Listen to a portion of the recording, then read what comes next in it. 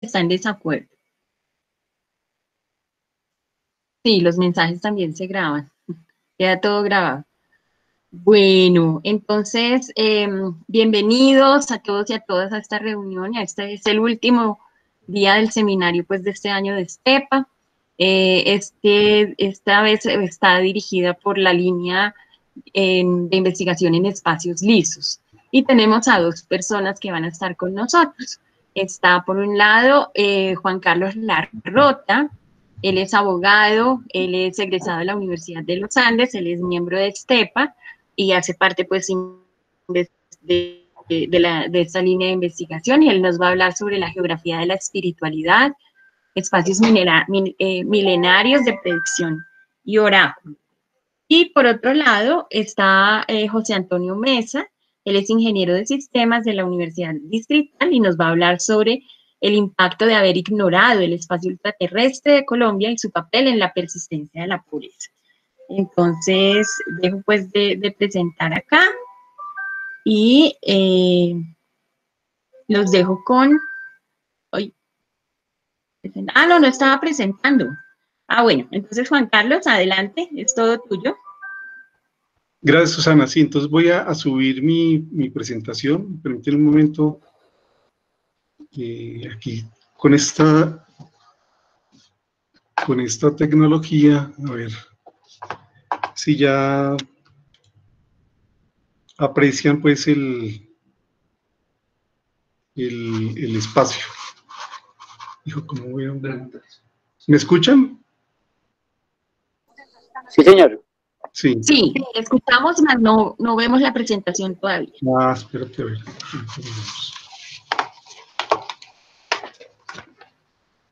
Tengo aquí mi asistente técnico, mi hijo, que me está colaborando porque yo no estoy aquí con mi equipo, yo estoy aquí en Bogotá. Sí, estás en Bogotá. Estoy aquí en Bogotá, entonces él me está colaborando con su computador y todo para poder... ¿Ahí ya ven? Sí. Sí, ya lo estamos viendo. Entonces yo ya dejo de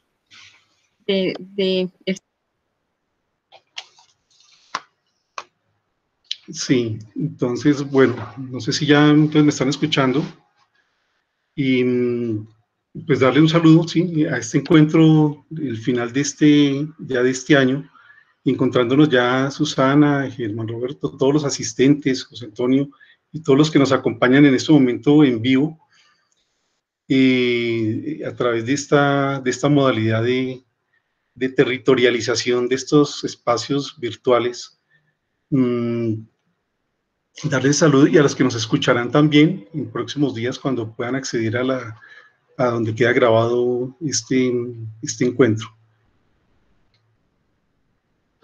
Entonces, bueno, quería trabajar en primer lugar, mostrarles, pues, no sé, Susana, si tú quieres contarle de pronto a las personas que nos acompañan por primera vez sobre los espacios lisos, de dónde surgió ese concepto, que como recordarán, pues, los que iniciamos con ese concepto por parte de los que nos llegó de los filósofos franceses, Deleuze y Guattari, quienes se referían al espacio liso en contraste con los espacios estriados. Entonces fue de ahí de donde surgió la idea de crear esta línea de investigación en el grupo STEPA. Y no sé si, Susana, ¿quieres agregar algo al concepto de espacios lisos? Pues bueno, en realidad esta palabra espacio liso nace precisamente de lo que nos está diciendo ahorita Juan Carlos. Inicialmente queríamos abrir una línea en donde abordáramos todos los conflictos que se tienen sobre el espacio ultraterrestre, sobre todo en términos de que lo entendemos como algo tan lejano y no estamos como apropiados de ese espacio. En ese sentido, no entendemos como todas las posibilidades que tiene para con nosotros en términos, por ejemplo, de un sistema de comunicaciones, no solamente un sistema de comunicaciones, sino de un sistema de satélites de medición de la misma Tierra. Y siempre vamos a estar como en desventaja con otros países en términos tecnológicos y en términos de nuestra información, por no conocer lo que eso realmente representa. Entonces hablábamos de la territorialización, es decir, de la apropiación, del poder que podríamos tener sobre ese espacio. Y a partir de esto empieza toda una discusión sobre cómo definir ese espacio. Entonces, en ese instante, Juan Carlos nos presentó a Deleuze y Guattari y nos pusimos a leer sobre su texto de Mil Mesetas, un poco lo que ellos entendían por espacios lisos. Entonces, son unos espacios en los cuales no son tan convencionales como los que nosotros conocemos cartesianos, en donde un punto me lleva pues al otro. Yo puedo definir específicamente dónde queda un punto y de ahí llegar al otro. De un nodo solamente sale uno, o sé exactamente en qué dirección ir, sino que más bien de un punto pueden salir múltiples dimensiones, direcciones que llegan a otro que no necesariamente se conoce. Eso nos llevó a pensar en otros temas. Entonces pensábamos que en ese sentido el desierto era un espacio liso. Todo lo que se vive, por ejemplo, en La Guajira, con esos caminos que están y no están, dependiendo de ciertas circunstancias, son espacios lisos, pero también en los océanos hay espacios lisos. ¿Cómo se definen esos límites? Que no son simplemente líneas y que no están pues como ahí demarcados. El espacio por donde pasan todas las intercomunicaciones, como lo que estamos haciendo ahora, es decir, eso que parece como tan lejano, finalmente se está manifestando en nuestros paisajes reales, en el mundo real, porque ha generado diferentes formas de trabajo, diferentes formas también de explotación de las personas, y finalmente cuando uno llama a un lugar a preguntar por alguna cosa, no es directamente a Bogotá. Si yo llamaba en Colombia, no necesariamente desde Bogotá no me contestan nunca, casi de Bogotá, sino me contestan de Medellín o de otras partes de la ciudad, y eso ha generado otro tipo de relación en los espacios. Entonces empezamos a preguntarnos sobre esto, y así abrimos toda una línea de discusión en la que, bueno, ahorita tenemos una estudiante que está trabajando sobre paisajes digitales en Bogotá, y es un poco como se materializa como todas estas nuevas relaciones que tenemos a través de este espacio liso, que es el espacio de la comunicación. Bueno, y entonces eso es lo que yo te puedo decir, pero no sé, Juan Carlos, o si alguien del grupo más puede complementar. Sí, Susana, no, perfecto, está muy claro y recordarás también, Germán Roberto, cómo nos pareció muy interesante dar esa mirada no solamente horizontal del geógrafo mirando hacia el horizonte lejano, sino animarlo a mirar hacia lo alto. En este caso ya empezaré a entrar en la terminología pues, de mi charla, que diría mirar hacia los cielos. Y de ahí surge también un poco el interés de traer esta propuesta de geografía de la espiritualidad, en esa mirada hacia los cielos y cómo nos miran desde los cielos hacia esta superficie plana, horizontal.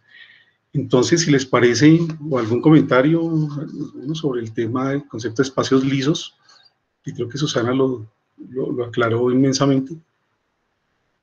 Si no, pues entonces, digamos, empecémonos en estos comentarios sobre la geografía de la espiritualidad, que es con la que vengo en esta oportunidad un poco a retarlos para asomarnos en esos campos.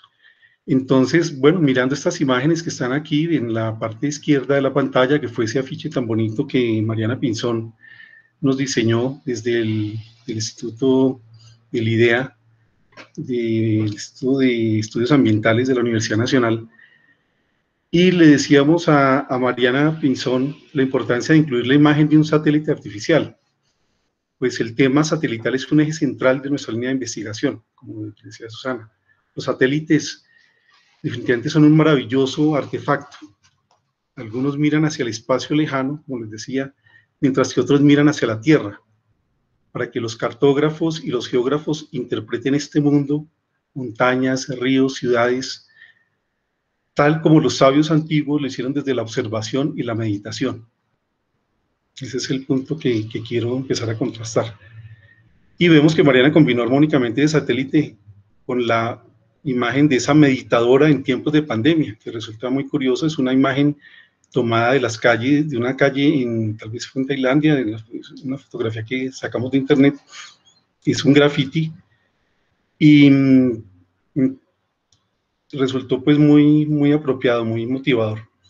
Entonces, como les decía, mi propósito en este encuentro es perfilar esa línea que une los mundos tecnológicos y espirituales, que nos observan desde el cielo y nos ven, entre comillas, pecar, utilizando términos ya espirituales y religiosos, nos ven pecar en países como este, en los que por ignorar el espacio ultraterrestre se generan situaciones de las que nos hablará muy pronto el profesor Mesa, que ya nos acompaña ahí desde su vehículo, ya llegando al destino, donde ya un ratico nos contará sobre cómo este país ignora ese espacio ultraterrestre.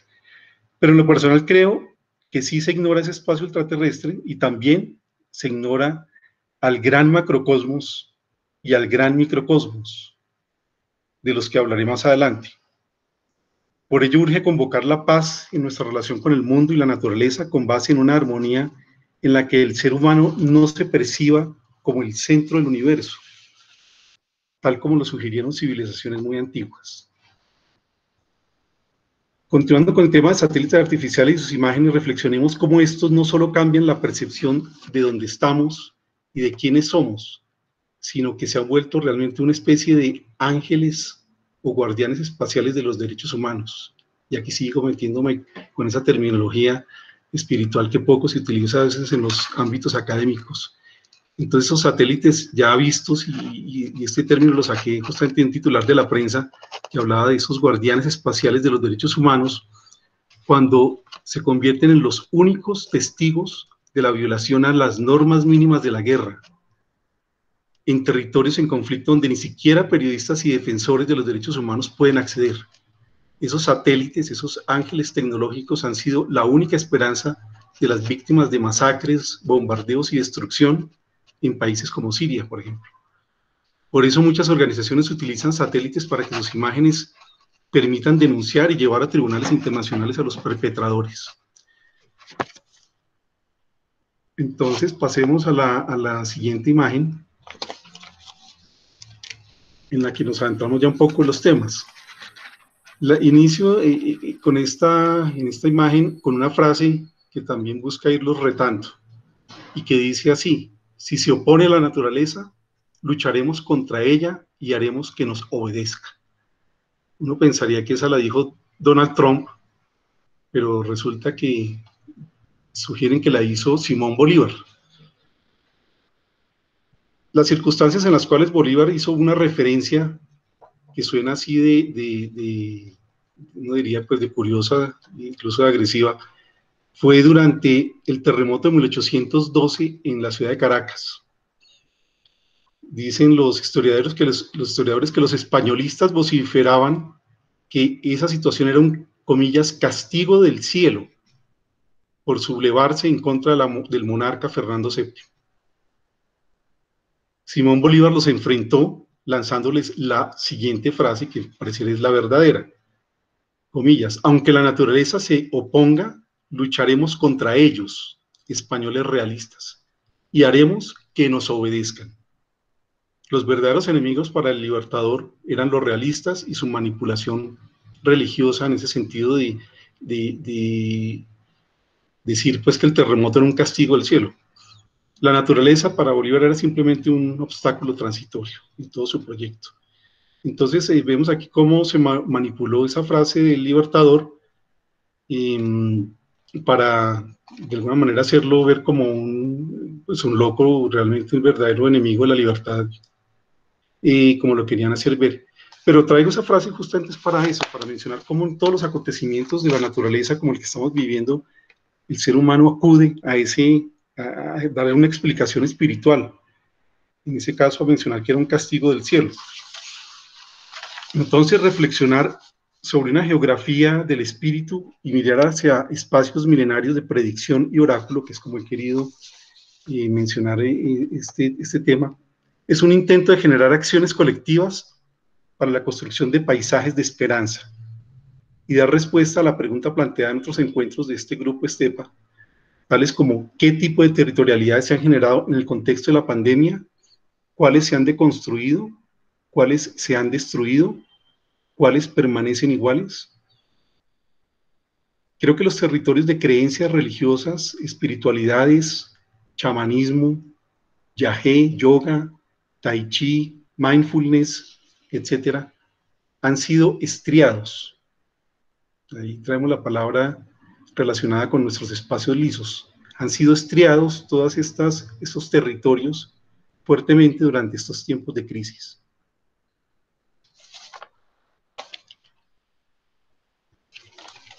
En la línea de espacios lisos proponemos, como decía Susana, de pronto temas algo particulares y un tanto extraterrestres, o que pueden estar fuera de marcos espaciales cartesianos.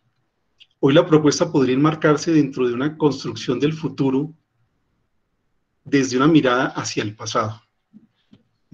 Me refiero en concreto a lo que podríamos denominar una geografía del espíritu, que quizá no se centre exclusivamente en templos y lugares sagrados, con los paisajes que rodean los caminos de peregrinación, sino que pueda además enfocarse en una reflexión sobre espacios interiores de conciencia personal y colectiva de la humanidad, que se proyectan en el plano físico y que según algunos producen cambios y transformaciones e incluso, dicen otros, cataclismos geográficos.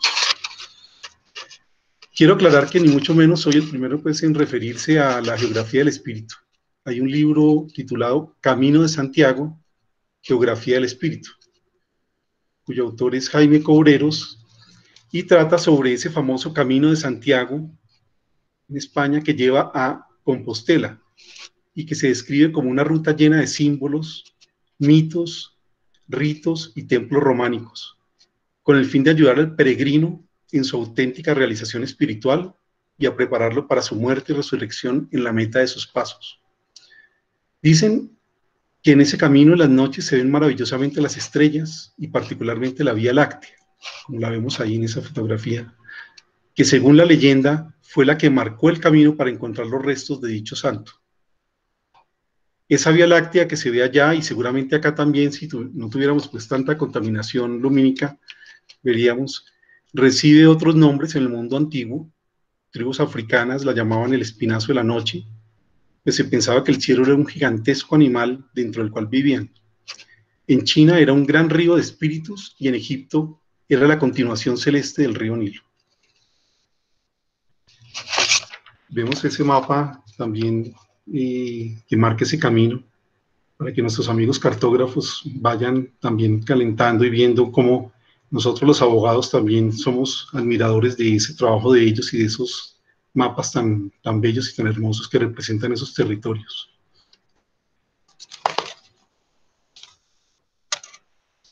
En la última reunión del grupo Estepa, nuestra colega, la geógrafa que está presente, Natalie Díaz, nos planteó el tema de la deconstrucción de la cartografía. Me llamó mucho la atención, me gustó ese tema de la deconstrucción de la cartografía y nos habló de la corporalidad del territorio y de una actividad en la cual las comunidades proyectaron su anatomía en el territorio, plasmaron una cartografía representando las partes de su cuerpo en su territorio. Similarmente, desde tiempos milenarios se ha venido representando los territorios del espíritu en la fisonomía del cuerpo, de tal manera que ahora podemos hablar de una anatomía del espíritu, así como también de una espiritualidad del territorio. Entonces, esta imagen que traigo aquí para que ustedes aprecien, quiero que la vean como cuando miran los mapas. Es un mapa, es un plano, están las diferentes capas, utiliza colores como los que ustedes ven ahí, líneas, está claramente demarcando un territorio. La anatomía del espíritu de la energía es un concepto que las más antiguas culturas han reconocido. Es un vínculo entre el campo energético individual con energías de orden superior. Por ejemplo, en la tradición espiritual hindú se habla de los chakras o centros de poder y se reconocen en las diferentes partes del cuerpo. Su representación gráfica es conocida así como la vemos en esa silueta o plano, en esa cartografía, quiero resaltarlo, También la tradición cristiana antigua estableció 7 ritos o sacramentos. Entonces ahí vemos 7 chakras, los 7 centros de poder, pero también reconocemos como hay 7 sacramentos en la tradición cristiana, que eran y siguen siendo, principalmente en la Iglesia Católica Romana, ceremonias sagradas en las que se pide al poder de Dios que entre en el alma de la persona y le conceda una gracia o energía divina. Digamos, no me expreso aquí en interpretaciones de orden religioso, sino en el sentido simbólico de esos sacramentos, en comparación, comparándolos con el concepto de los chakras hindúes. Tanto en unos como en otros se simboliza la tarea de crecimiento personal para alcanzar una madurez espiritual. Tanto en los sacramentos como en los chakras, realmente lo que hay es un símbolo para ese crecimiento personal, y ese término crecimiento personal sí que está presente pues y de moda, en el cual nos invitan de muchas formas a un crecimiento personal, pero esa ya era una tarea que viene desde muy antiguo en las tradiciones religiosas, para alcanzar esa madurez espiritual. Entonces, con esta imagen, quiero entrar a explicar un poco simplemente ese punto número 1, ese chakra número 1, ese centro de poder número 1, porque encierra un principio o ley espiritual y fundamental, expresada en términos muy interesantes, que se resume en todos somos uno. Es lo que quiero resaltar de ese chakra número 1, que como ven ustedes tiene un color rojo. También aquí la simbología para la cartografía, como explicaban, los colores tienen también toda una simbología. En este caso también los colores han tenido una particular importancia en todo lo espiritual. Se habla de los rayos de cada uno de los ángeles, cada uno representando un color. Entonces este chakra número 1 siempre se ha representado como con es la fuerza que da el color rojo, y que encierra, como les digo, ese principio de que todos somos uno. Aceptar y actuar conforme a esa que algunos llaman verdad sagrada, de que todos somos uno, esa verdad sagrada es un reto espiritual universal. Es el chakra del... Entonces, sí, es verdad que esa verdad sagrada que todos somos uno refería al primer chakra, también denominado el chakra del poder tribal. Contiene experiencias que nos interconectan energéticamente, en una forma positiva o en una forma negativa, a la cual nos hacemos energéticamente propensos, pues compartimos como humanidad el mismo miedo a enfermar y morir por esa causa. En la tradición hindú, ese chakra o centro de poder está vinculado a partes y órganos del cuerpo, entre ellos las piernas, el coxis y muy particularmente el sistema inmunológico. Ese chakra representa a la familia que nos protege de influencias externas potencialmente dañinas. Todos sabemos cómo papá y mamá nos alertaban y cuidaban de las malas amistades. El poder tribal también quiere proteger al niño desde que nace, y así es feliz.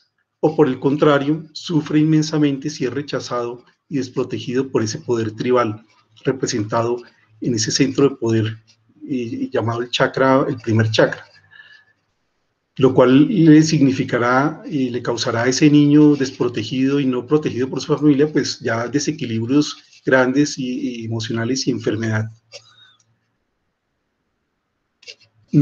Pero citemos aquí otros casos. Digamos, este concepto de esa verdad sagrada que todos somos uno, sí que lo estamos reconociendo ahorita con esta pandemia como una verdad que realmente nos convence. Pues vemos como el mundo entero estamos vinculados de esta manera tan clara como quizá nunca había sido percibido en el mundo entero. Entonces,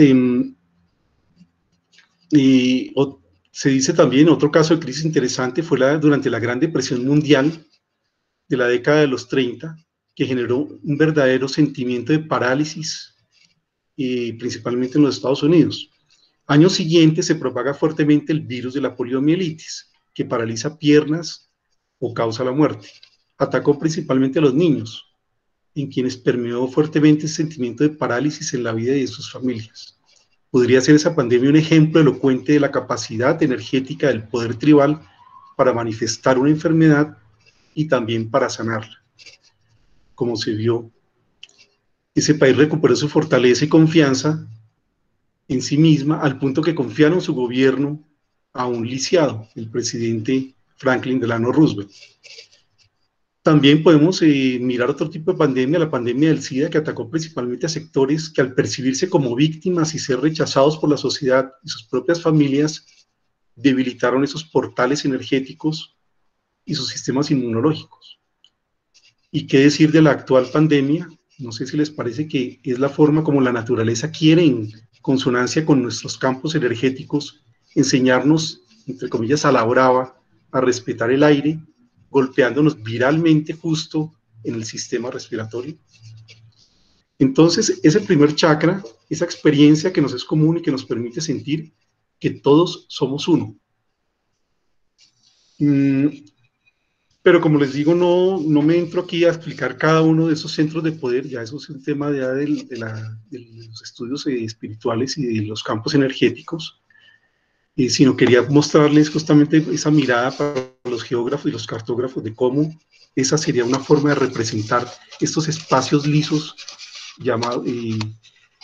tan especialmente lisos como puede ser lo espiritual. Entonces, en esta pandemia vemos cómo el mundo entero atraviesa por lo que los místicos y los santos han llamado la noche oscura del alma. La escritora y médica intuitiva Caroline Myss, digo médica intuitiva porque es una forma muy elegante de llamar de los chamanes ahora modernos y norteamericana, en su libro Anatomía del Espíritu señala que la enfermedad suele ser catalizadora de la transformación espiritual y de la noche oscura. Quizá esta pandemia nos haga más sanos espiritualmente. Entonces aquí fue interesante ver ese contraste entre los chakras y cómo cada uno de esos chakras también tiene una vinculación con los sacramentos. La cábala también, la tradición judía relacionada con la cábala, con su árbol de la vida, describe no 7 sino 10 cualidades de la naturaleza divina. Recuerden que la cábala trabaja con ese concepto del árbol de la vida, que es un mítico árbol invertido, con las raíces arriba en el cielo. Entonces, en estos estudios han hecho esta comparación de estas tradiciones. La mayoría de las tradiciones religiosas y culturales, desde los antiguos griegos e hindúes hasta los chinos y los mayas, consideran divino el origen de la conciencia humana, el espíritu o el poder. Entonces, pasemos ahora a esta imagen, con la cual quiero referirme, pues, cómo esta crisis mundial, o mejor dicho, como he dicho, esta noche oscura del alma, no ha estado exenta de múltiples manifestaciones espirituales y de múltiples expresiones religiosas, cotidianas o rituales complejos que buscan dar esperanza o reducir temores frente a la letalidad de la situación. Veamos una de esas formas colectivas de manifestación espiritual que me parece refleja la territorialización del espacio de comunicación desde la virtualidad, y que resultó del encuentro de jóvenes cantores, incluido Colombia, con un coro de la Universidad Javeriana en el que mi hijo participó, y cantores de diversas partes del mundo. Pero les pido que mientras vemos esta expresión colectiva, y esto es lo interesante cuando se habla de temas espirituales y se tiene un encuentro como este, ya aquí muy próximos a ese espíritu navideño, pues que dediquemos unos segundos, unos minuticos para hacer una pequeña reflexión, podría decir una pequeña meditación, y en este caso les pediría que reflexionemos si a partir de esta crisis somos más espirituales o por el contrario menos espirituales. Y rindamos un pequeño homenaje aquí desde el Grupo Estepa, desde los que estamos, un pequeño homenaje a la memoria de tantas personas que ya no están con nosotros a partir de estos tiempos de crisis. Entonces, escuchemos.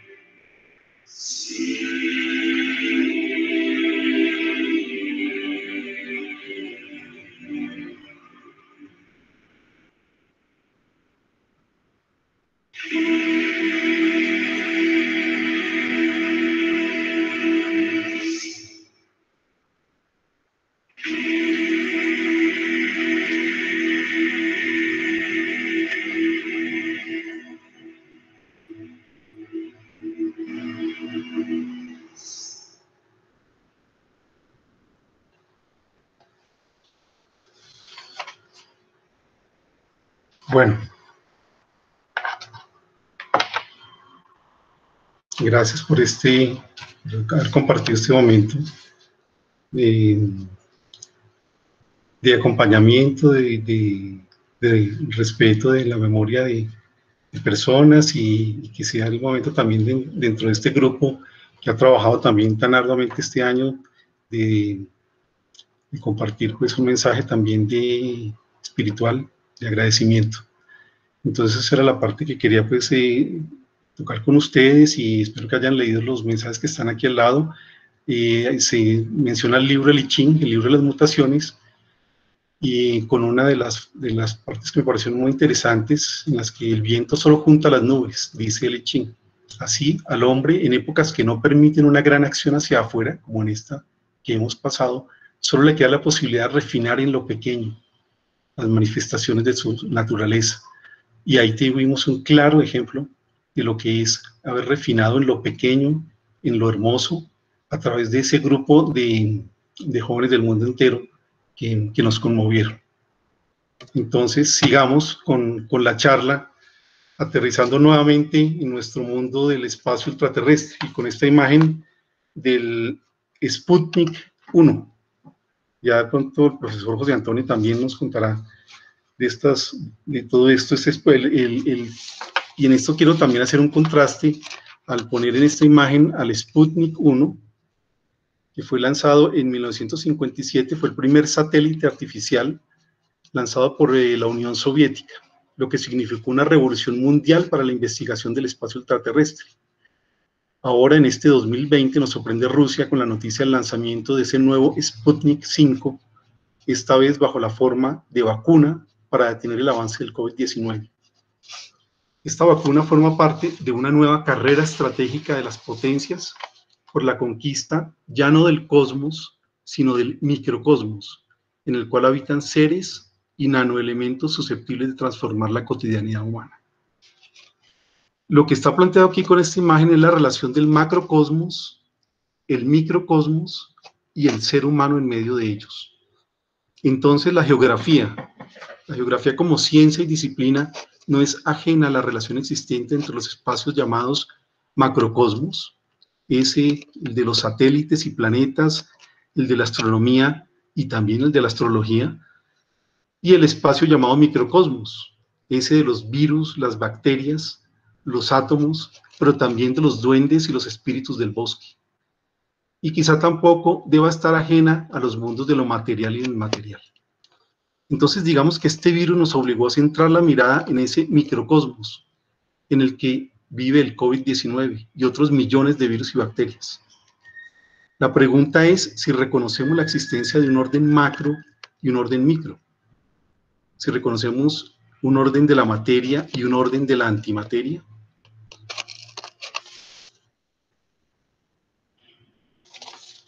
Digamos que con esta imagen, ¿será que las preguntas pues, que me surgen aquí, será que ante la crisis actual la esperanza, que era uno de los temas que la profesora Susana nos motivó para que trabajáramos en estas reuniones, el tema de la esperanza? Así que pregunto que si ante la crisis actual la esperanza está en escapar a la lógica de nuestra propia sociedad, en recuperar formas ancestrales que nos aproximen a una diferente y mejor relación con la naturaleza y con nosotros mismos, porque el tema de la naturaleza está en el centro del debate. Hay quienes afirman que estamos en medio de la sexta gran extinción planetaria. Miles de especies desaparecen, pero sin duda también otras nuevas especies están surgiendo. Nosotros mismos hemos cambiado, ha aumentado la esperanza de vida. Y como pudieron leer en el artículo que les pedí leer antes de esta reunión, del profesor Karl Langebeck en su libro Los Muiscas, ese antropólogo colombiano, Karl Langebeck, que él señala en ese capítulo que les pasé, llamado Esperanza de Vida, donde nos plantea cómo hemos cambiado. Dice, la esperanza de vida no es una edad máxima a la que la gente llega sino la edad promedio de muerte. Hoy de 73 años, dice él, para hombres y 76 para mujeres. Entonces somos un ser humano diferente al de siglos pasados recientes. Ha cambiado el patrón de relación con la naturaleza. Lo que sabemos hoy en medicina o biología, por ejemplo, ha transformado totalmente nuestra visión del mundo. Esta crisis sí que ha cambiado el patrón de las relaciones sociales. Miren cómo estamos aquí conectándonos de una manera tan diferente como lo hacíamos el año pasado. O ese grupo de cantores, cómo tuvieron que ensamblar, cada uno enviando su voz desde el rincón de su casa para juntarse con otras miles de voces. ¿Será que no estamos aceptando el cambio? Se ha escuchado mucho en este tiempo que si no resistimos al cambio, no vamos a aprender la lección o la vamos a aprender con dolor. Y este mensaje es particularmente para quienes creen que pueden continuar explotando a la naturaleza tal como sucede en este país. Ellos deben entender la crisis y cambiar su manera de relacionarse con el mundo y sus recursos. Nos sorprende esa noticia de querer explotar ya la luna en minería, el plan Artemisa. Profesor José Antonio quizá nos hable de ese plan Artemisa de la NASA para explotar mineralmente la luna. Tenemos que redefinir nuestra ubicación en el mapa de la naturaleza, nuestra posición en la geografía del planeta, nuestro lugar en el cosmos. Si la humanidad hallara algún modo de unirse y avanzar hacia una sana evolución, esta crisis habrá valido la pena. Entonces, el ejercicio que parece se hace necesario es el de retomar enseñanzas y textos muy antiguos e interpretar mapas, cartografías, lenguajes que dan cuenta desde el pasado de esa relación con la naturaleza y sus espacios. Lograr quizá de esa forma acoplarnos armónicamente a la Tierra y sus energías y alinearnos en las fuerzas cósmicas del universo. Como el chamán. También ese artículo que les pasé sobre el chamanismo en el siglo XX, espero lo hayan podido leer, es muy interesante. Digo, como el chamán, entrar al conocimiento de otra realidad que trascienda las leyes de la física y la química, la realidad del espíritu esencial de la vida, de la que como seres humanos somos solo una de tantas formas. Entonces, esas tres líneas que representan ese macrocosmos, y ese trigrama que ustedes ven ahí, los trazos que cualquier cartógrafo daría en su delineación de lo que observa. Y es a partir de esos trigramas donde nos empezamos entonces a sumergir en lo que llamo ya también esos espacios de predicción.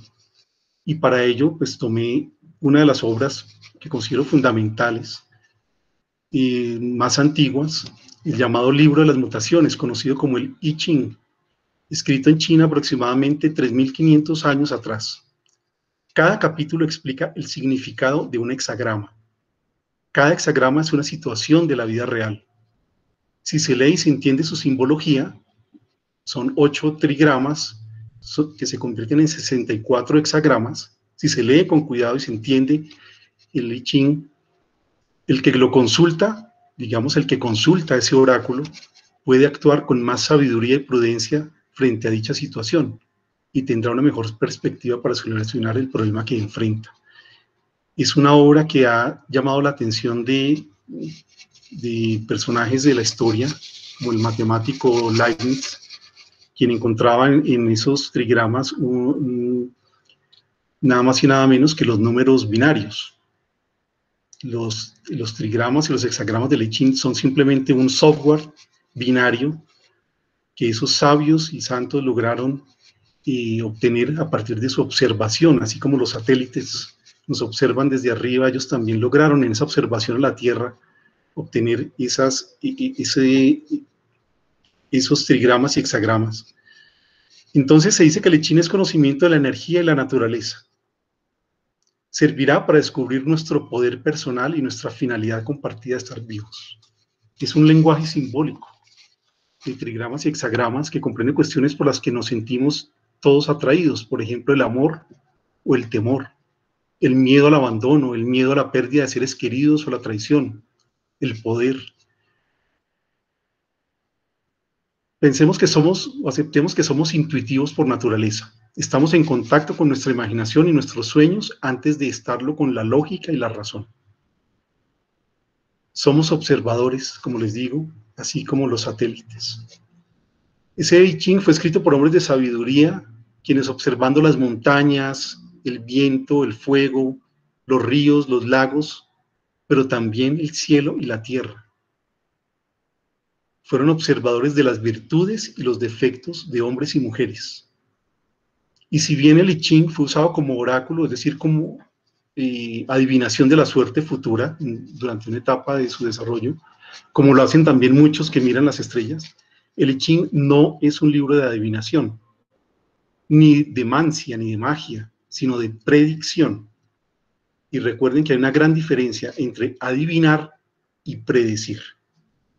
Pues predecir se basa en las leyes de causa y efecto, que es también uno de los requisitos de la ciencia.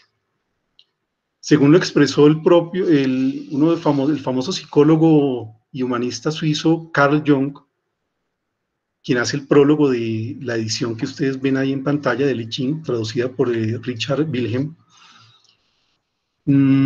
Según Carl Jung, el I Ching que se comprenda o no, es un precioso documento humano, precioso no como reliquia histórica, arqueológica o testimonio póstumo, sino como el libro del presente y del porvenir.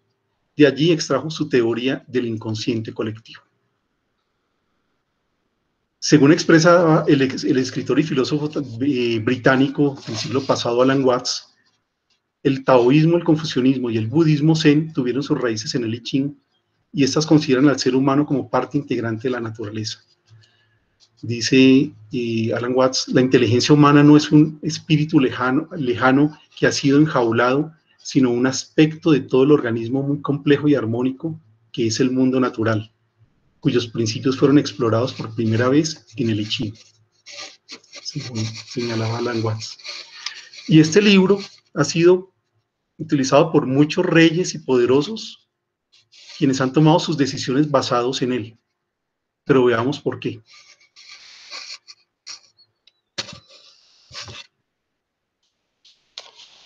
Antes quería resaltarles, ven en la imagen de fondo verde, la unión de esos trigramas, el trigrama de la tierra y el cielo, que unidos en el I Ching da un hexagrama muy interesante. Es decir, la unión de tierra y cielo da el hexagrama de la paz. Y me pareció es un mensaje muy bonito pues del I Ching, lo tengo acá, y señala, dice, cielo y tierra se unen, la imagen de la paz. Así, el gobernante reparte y perfecciona el curso del cielo y tierra. Administra y ordena los dones de cielo y tierra y asiste así al pueblo. Entonces, ese lenguaje de líneas continuas y partidas es toda una simbología de, como les decía, de números binarios. Dio toda una interpretación en la naturaleza desde sus 64 hexagramas y cómo comportarse con ella. Con esta imagen que ven ahora, uno de los espacios de predicción más antiguos del I Ching, disculpenme aquí, y verán ustedes que están ahí señaladas toda una serie de leyes que se establecen a partir del I Ching. Pero esa figura que ustedes ven tan conocida, del yin y el yang, veámoslo, amigos cartógrafos y geógrafos, como un mapa. Es un mapa de la espiritualidad. Así se ha representado esa espiritualidad. Y me queda muy bien a mí como abogado, porque yo me preguntaba qué hace un abogado hablando de espiritualidad, y llegué a la conclusión, es que la espiritualidad o las religiones están llenas de leyes y de normas. Entonces me queda muy cómodo el tema también, porque este libro de I Ching contiene leyes, y debo citar algunas entonces. Entre esas principalmente la ley del gran fundamento, o del yin-yang, según la cual hay dos grandes fuerzas, la creativa y la receptiva. Una es una fuerza positiva, otra una fuerza negativa, también llamada el gran padre y la gran madre. Según esta ley, el yin y el yang son elementos que están en una danza permanente, no están estáticos. Ahí está la ley del movimiento, según la cual todo lo temporal está en movimiento, y al haber movimiento hay cambios, querámoslo o no, la ley del cambio. Hay mutaciones o transformaciones, y estas pueden ser cíclicas o abruptas, como la actual epidemia, intempestivas, como ha sido esto, algo así como una revolución, como lo hemos sentido. De hecho, uno de los hexagramas se llama así, la revolución, el signo 49. En realidad, el yang y el yin nunca están en completo equilibrio, siempre en movimiento. Esa figura, imagínenla moviéndose, y la línea de medio es la que simboliza ese movimiento. Trabajan en base a la armonía, no tanto al equilibrio. Y la armonía tiene que ver con la ley de la calidad-cantidad, que dice, el que se extiende gana en cantidad, el que queda empequeñecido gana en calidad. Así, cuando el yin abarca el máximo de espacio, el yang se empequeñece. No pelea, no litiga, no se conflictúa con la expansión del otro elemento, sino que se condensa y se hace más fuerte en su pequeñez. De esa manera compensa, armoniza. Dice el I Ching en una de sus frases, el dócil sauce no lucha contra la tormenta. Lo interesante de la ley del gran fundamento es que confronta nuestra mentalidad moderna, especialmente aquí en el mundo occidental, de buscar el equilibrio en todo. No es fácil aceptar que más que el equilibrio debe primar la armonía. Así como tampoco nos resulta fácil aceptar la ley del cambio permanente y continuo, porque queremos la estabilidad, ponemos nuestra esperanza en lo estable, en lo sólido. Lo líquido nos resulta complejo, queremos lo concreto. Otra ley mencionada ahí, la de la compensación. Si estamos pasando ahora por un mal momento, tranquilos, llegarán otros mejores. Y la que me resultaba más interesante, ya para terminar, y que la transcribo aquí para que la puedan ver con calma, es la ley del buen gobierno. El buen gobierno es el hombre que obedece las leyes del cielo, de la naturaleza, y busca su gobierno esencial en sí mismo. Es necesario que el hombre se conozca a sí mismo para conocer a los demás, y conociendo a los demás, se conoce a sí mismo. De esta manera, tal sabiduría milenaria china determinaba que cuando los reyes querían demostrar sus elevadas virtudes bajo el cielo, empezaban por gobernar y dirigir sus países. Pero antes de decidirse a gobernar sus países, empezaban por organizar sus hogares. Y antes de organizar sus hogares, empezaban por organizar sus propias vidas.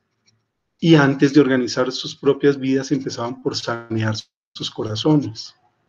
Y antes de sanear sus corazones, se consagraban a cultivar sus inteligencias para así elevarse a la cima del saber y llegar a la cima del saber. Significa llegar al conocimiento íntimo de las cosas. Y cuando llegaban al conocimiento íntimo de las cosas, ya quedaban capacitados para pensar bien, luego sanear sus corazones, después poner en orden sus vidas, sus hogares y finalmente dirigir y gobernar bien sus naciones. Entonces, con esta ley del buen gobierno, y no cito otras leyes, están la ley de los cielos, la ley de los elementos, la ley de los números, que es de donde surgió toda la explicación numérica y matemática del I Ching, y también son muy importantes, pero dejemos esta charla así para que el profesor José Antonio pueda ya entrar en su tema, y los dejo con esta inquietud y esta imagen de la ley del buen gobierno, para que empecemos todos a gobernarnos desde esa buena relación con la naturaleza y con nosotros mismos. Entonces, dejo así hasta el momento, profesora Susana, si continúa. Juan Carlos, muchísimas gracias por esta interesante presentación que nos hace, como tú dices, llegar como a nosotros mismos. Me gustó muchísimo esa frase que tenías sobre las nubes, que el viento las junta, y creo que eso es lo que está haciendo el COVID con todos. Nos está juntando en nosotros mismos para saber qué es lo que somos, qué es lo que queremos y qué es lo que podemos transformar. Me llama, creo que tendríamos muchísimas preguntas y muchísimas reflexiones sobre lo que tú acabas de presentar, pero le doy la palabra a José Antonio y después de esto sí pienso que podríamos ampliar para tener otras preguntas entre todos. Solo dejo pensando, pues contándote que me hiciste pensar en un geógrafo. Él es francés, pero vivió mucho tiempo en Japón. Se llama Agustín Berke y él habla de la medianza. Y en esa medianza pues involucra muchos de los elementos que tú estás mencionando. Sobre todo al principio cuando hablabas de la peregrinación, de la importancia del camino, de la importancia de pensarse, de interiorizar lo que uno siente, pero consciente. No solo sentir como lo que ha hecho esta sociedad con nosotros, está ahí y lo guardamos, sino ser consciente de eso. Me gusta muchísimo la presentación. Además, también me hacía pensar hay otras dos cosas que quiero mencionar. Una es Heidegger, un filósofo alemán que también, de hecho, está en el libro de paisaje que editamos con Juliet. Hay un texto que habla sobre la cuaternidad, creo que es que se llama, y ahí también él involucra al cielo, no recuerdo más también si es el aire, pero todos estos elementos son los que fundamentan lo que nosotros entendemos como paisaje. Y la última cosa que dejo como abierta es que pues sabemos también que la modernidad hizo un quiebre gigante entre lo espiritual y lo que supuestamente es objetivo.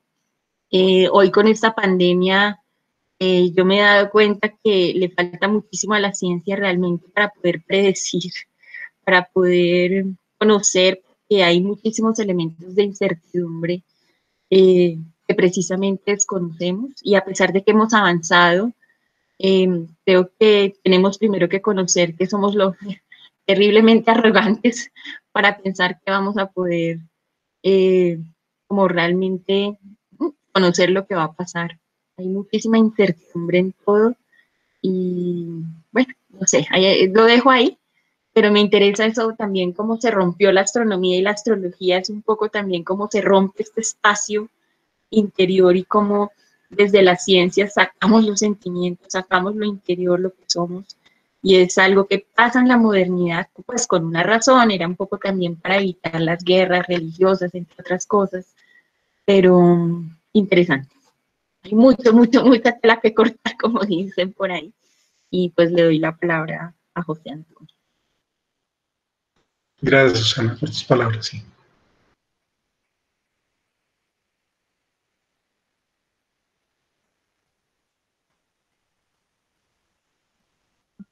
¿Me confirman si me escuchan? Buenas tardes. Te escuchamos. Sí, Antonio, sí, te escuchamos. Perfecto, voy a compartir mi pantalla ahora. Por favor, me confirman si la están viendo.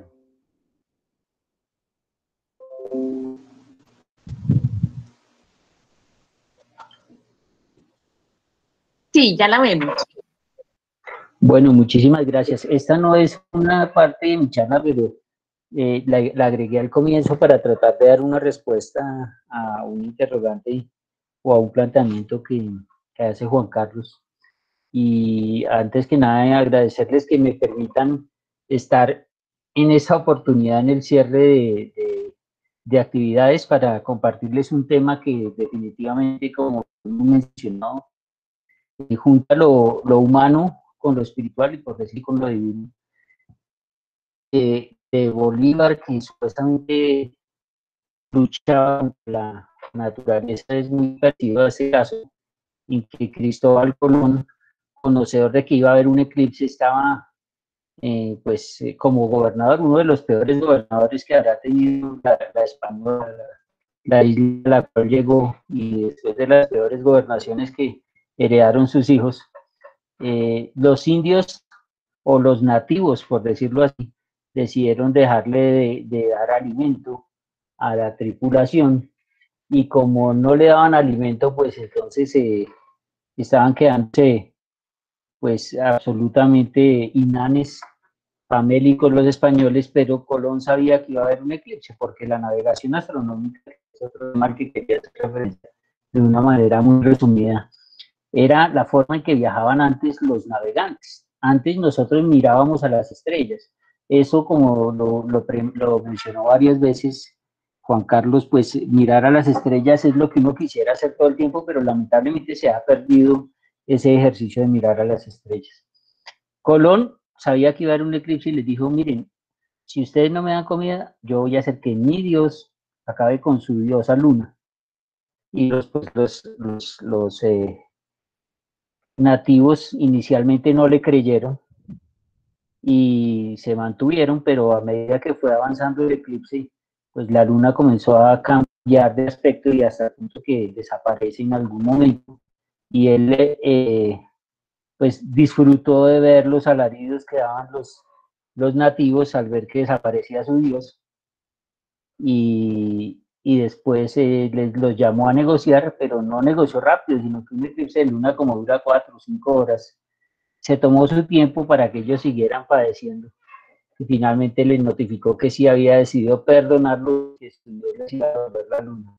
Esto lo encuentran pues en diferentes relatos, pero principalmente en este libro que se llama La vida y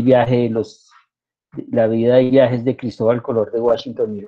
Entonces no ha sido una ni serán dos, sino que fueron muchas más las oportunidades en que se hace una interpretación acomodada para lograr la transformación del pensamiento de las personas. También la siguiente reflexión que quería complementar aprovechando es que este mundo mostró que hay dos habilidades que nosotros debemos tener como pobladores de este mundo y que son la capacidad de deconstruir y la capacidad de desaprender. Lamentablemente nos cuesta mucho trabajo aprender cosas, pero lamentablemente nos cuesta mucho más trabajo desaprenderlas. Entonces eso supone una restricción grandísima para los seres humanos, porque si no tenemos las condiciones de aprenderlas y de implementarlas rápido, pues difícilmente vamos a poder desaprenderlas. Hoy en día nuestros campesinos lamentablemente siguen teniendo unas prácticas que no son las más adecuadas ni para ellos ni para el medio ambiente. La producción, por ejemplo, de papa es de la forma en que se hace en este momento, es uno de los cultivos que también más lastiman la tierra.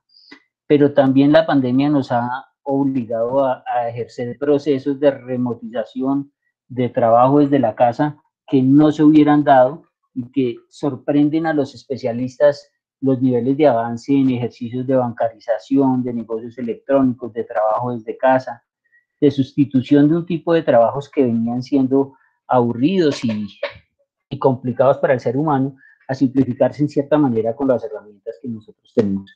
Quería hacer esa conexión entre las dos charlas porque son absolutamente conexas los elementos que les voy a contar a continuación. Esta charla la habíamos llamado, se llama realmente en el fondo, el impacto de haber abandonado o de ignorar el espacio intraterrestre y cuál es el impacto sobre la persistencia de la pobreza. Esta imagen es una imagen maravillosa de nuestro norte de Colombia, pero no es una imagen de nosotros. Lamentablemente, quisiéramos tener una imagen así de un satélite colombiano. Bueno, no sirve, ¿sí? Quisiera solo mencionar también que mi padre, que estuvo en infantería del ejército, hacía navegación y marchas utilizando mapas que eran mapas de Colombia hechos por los Estados Unidos por allá en los 60s y los 70s, y eran los instrumentos que utilizábamos. Y hoy en día seguimos con esa dependencia que nosotros tenemos. Quería solo complementar con respecto a la pobreza misma, estos elementos que son muy importantes. El año pasado, la pobreza en 2019 cerró con 37, la pobreza, no la pobreza extrema, sino la pobreza en general, cerró con 37.5 en 2019 para Colombia. Los estimados de los economistas son que este año la pobreza va a llegar entre el 47 y el 49. Y hay otras personas que mencionan que esa pobreza podría ser ciertamente del 58 al 60%. La pobreza extrema, o sea, los límites máximos en donde las personas no alcanzan a cubrir sus necesidades absolutamente básicas, se estima que podría llegar del 10.9% al 14.3%. Eso quiere decir que los pobres, los extremadamente pobres en Colombia, van a crecer en 50%. O sea, no es un indicador del cual nadie quiera hacer gala, y mínimo considerando que somos un país que pertenece es decir, al conjunto de los privilegiados países del mundo. Entonces, nosotros hemos ignorado una serie de recursos terrestres y recursos marinos a lo largo del tiempo, que muy probablemente hubiéramos podido aprovechar si tuviéramos unas condiciones mínimas de desarrollo en el campo del espacio intraterrestre. Y de eso es lo que va a hablar la charla. ¿Cómo podemos considerar nosotros que si no, ya no estamos hablando, yo me consideraba, muchos de nuestros padres, de los que están aquí, probablemente fueron muy orgullosos o estuvieron muy orgullosos de haber estado en la época de la conquista de la Luna. Muchos de nosotros, en mi caso, nos consideramos los hombres y las mujeres de la era del transbordador espacial, porque fue el que vivimos. Y si conozco a algunos astronautas, son astronautas del transbordador espacial, pero eso ya, el transbordador espacial es tecnología de 1970. La llegada del hombre a la Luna ocurrió con tecnología de los 60. Entonces, ni siquiera 70 años después hemos podido incorporar tecnologías básicas que vienen siendo utilizadas por otros países.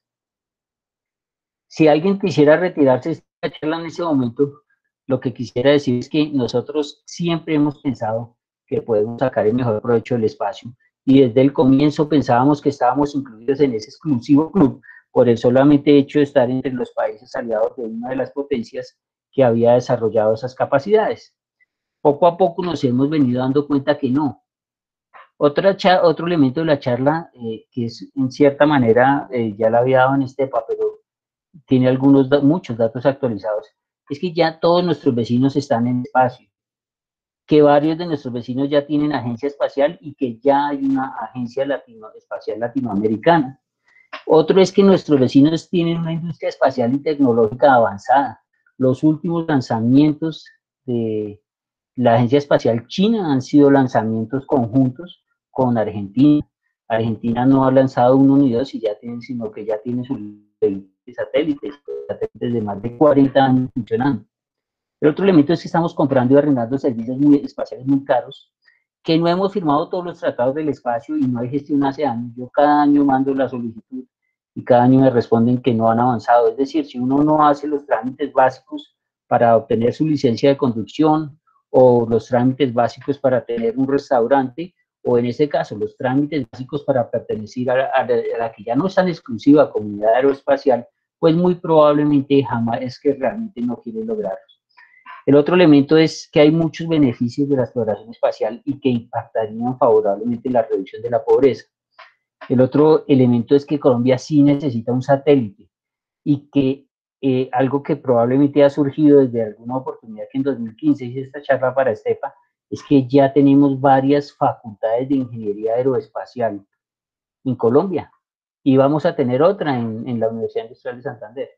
Entonces, estos profesionales que se están formando, pues obviamente se están formando con una serie de restricciones y limitaciones, pues propias de nuestro medio, porque nosotros no tenemos una gran industria aeronáutica. De hecho es tampoco una gran industria aeroespacial. Y si hubo una industria que se afectó por eso en Colombia, fue la industria aeronáutica. Entonces, y finalmente les he evolucionado un concepto de tecnología espacial. Aquí en Colombia tenemos algunos dichos que son importantes, pero uno de esos es este, que es el que muchos se despide, pocas ganas tiene de irse, pero en el caso del satélite es que en el que mucho avisa, pocas ganas tiene pues de lograr. Estos son noticias de hace tiempos en donde decía que Colombia entra en la era espacial con un satélite de 65 millones, cuando se anuncia que Colombia busca entrar a la era espacial y se forma una oficina y una comisión del espacio, una cantidad de elementos, que Colombia busca proteger el medio ambiente con un satélite propio, se reinicia la licitación pública para el satélite, que ya le pusieron nombre al satélite, se llama SATCOL, está desde 2004, que ese satélite se adjudicaría por licitación. Otra opción era un negocio de gobierno a gobierno, se reabre la licitación fue declarada desierta, el satélite que compraría Colombia, y tal vez la vez más cerca que estuvo Colombia de tener algo que ver con el espacio fue cuando en esta comunicación del señor presidente que decía: Uribe insta a las FARC a buscar nave espacial para huir. Y con informaciones que le dicen a uno pues que realmente no hay un mayor conocimiento, informaciones cuando vino el astronauta George Sanka, que mencionaban que definitivamente había recibido una bandera el jefe colombiano, pues la primera, y una cantidad de inexactitudes que realmente no son del objetivo ni de la realidad colombiana. Se formó también un programa presidencial para el desarrollo espacial, después se pegaron otros programas, ahora se llama una oficina de proyectos espaciales. Esto es lo que obtienen ustedes cuando envían un mensaje al sitio web, un mensaje de error. Y tal vez de 2014, el mensaje del vicepresidente Vargas Lleras, en que anunció la compra del satélite. No sé si puede intentar poner el audio, por favor me confirman. Si no se escucha, alguien me avisa para que... Por favor, ¿se escucha el audio? Se ha tomado la decisión de suspender cualquier negociación para la compra de un satélite. ¿Se escucha un audio? Disculpen. Se escucha perfectamente. Perfectamente, gracias. Podemos anunciar de manera...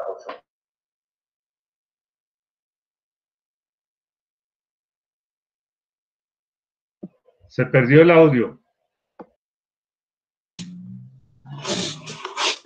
Durante los últimos años Ya se volvió. estuvo explorando mucha posibilidad, pero el gobierno nacional llegó a la conclusión de que en este momento es totalmente inconveniente adelantar una inversión que podría llegar a 250 millones de dólares. La oferta del satélite era un tiempo de vida de 7 años. El país y sus diferentes entidades vienen comprando imágenes satelitales por 11.5 millones de dólares anualmente, particularmente lo hace el Ministerio de Defensa, el INAC y otras entidades. Y como se podrá valorar, 11 millones de dólares por 7 años representa un costo de 80 millones de dólares, muy inferior al que hubiera supuesto la compra de un satélite colombiano. De manera que, lamentablemente, en las condiciones actuales el país no está en capacidad de adelantar esta inversión. 6 países habían expresado su interés en participar: España, Inglaterra, Israel, Estados Unidos, Canadá, 4 más, interés también en el tema. Pero a partir de este momento notificamos oficialmente que se ha tomado la decisión de no comprar satélite y suspender cualquier negociación que se viniera adelantando sobre el tema. Y las razones que nos llevaron a tomar esta decisión son las que ya les expuse. El año 2013 Colombia compró imágenes satelitales por 11.5 millones de dólares, una cifra que para 7 años representaría una inversión de no más de 80 millones de dólares en los próximos 7 años. Y eso no se compara con una inversión que podría ser a 250 millones de dólares. De manera que esto no se existirá más en adelantar proceso alguno para ese objetivo.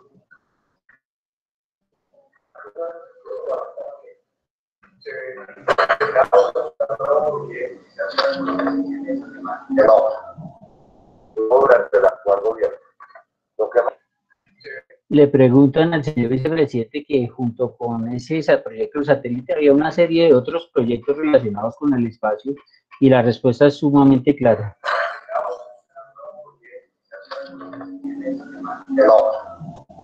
No durante la actualidad. Bueno, y esta que vemos aquí, pues ven, es suficientemente claro que no hay intención. Pero esta, o sea, en 2010 fue la primera declaración, en 2014 la declaración que ustedes escuchan, y en 2020 este artículo del periódico El Tiempo en el que menciona que es un juguete caro. Pues la invitación, digamos, es a que sigamos construyendo qué está sucediendo en otras partes del mundo. Disculpen un segundo que me desorganicé aquí con tantas ventanas. Están pasando en otras partes del mundo.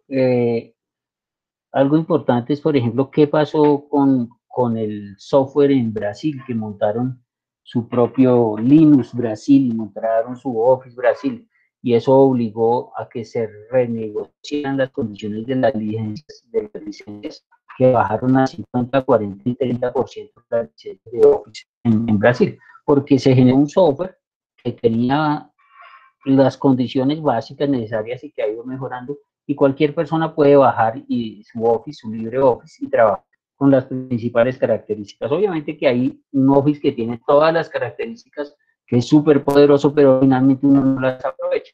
Eso lo hicieron en otras áreas que fueron la tecnología de información. Hagamos nuestro propio software soberano.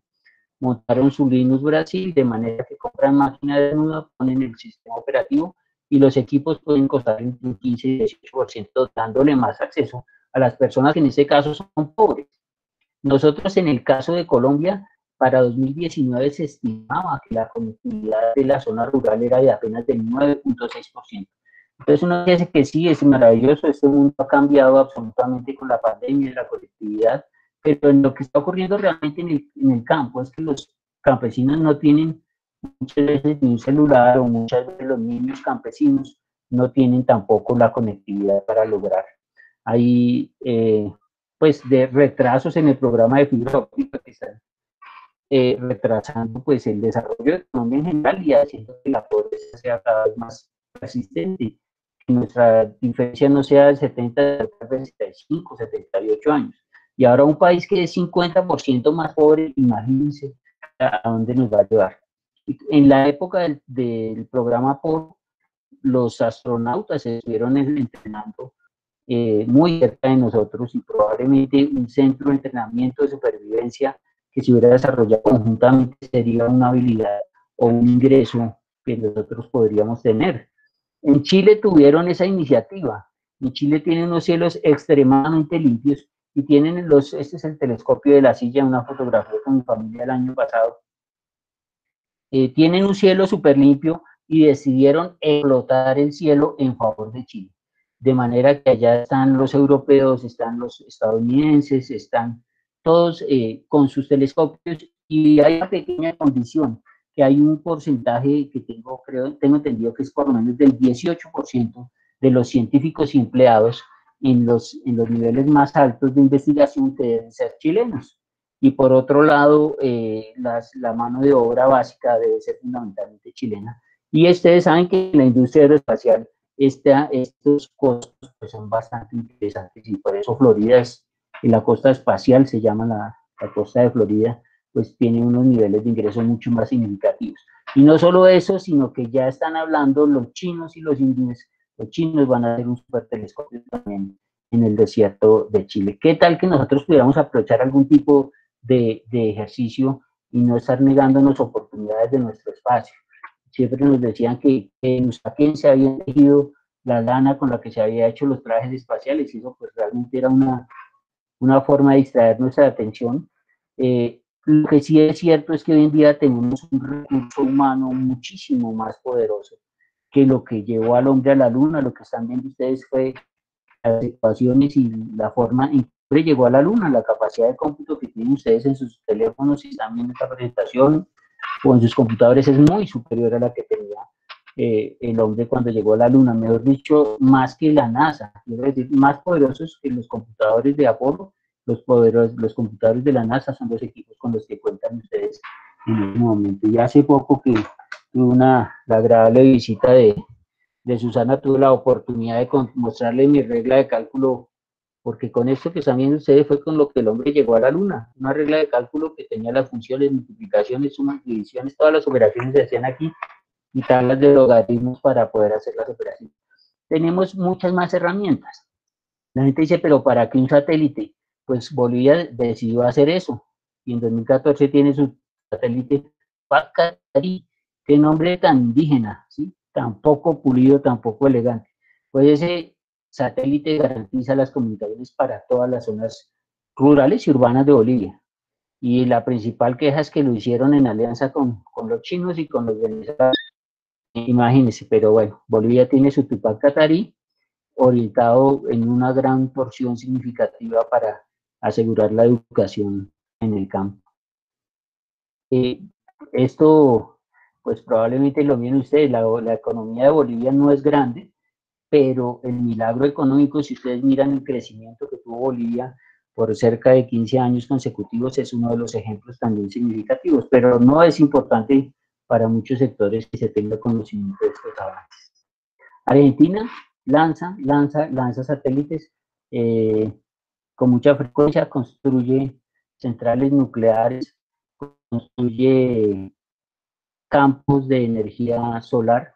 Ya en Colombia tenemos algunos, afortunadamente, pero Argentina lo está haciendo hace rato. Y como les dije, no se pusieron a pensar porque otros ya lo están haciendo o que sale más barato comprar la energía eléctrica. China ya está pensando en generar energía con grandes reflectores, o sea, no solo tener campos solares, sino maximizar con espejos gigantescos la captura de la energía. El programa Artemisa, como lo mencionaba o preguntaba el doctor Larrota, tiene eminente interés comercial.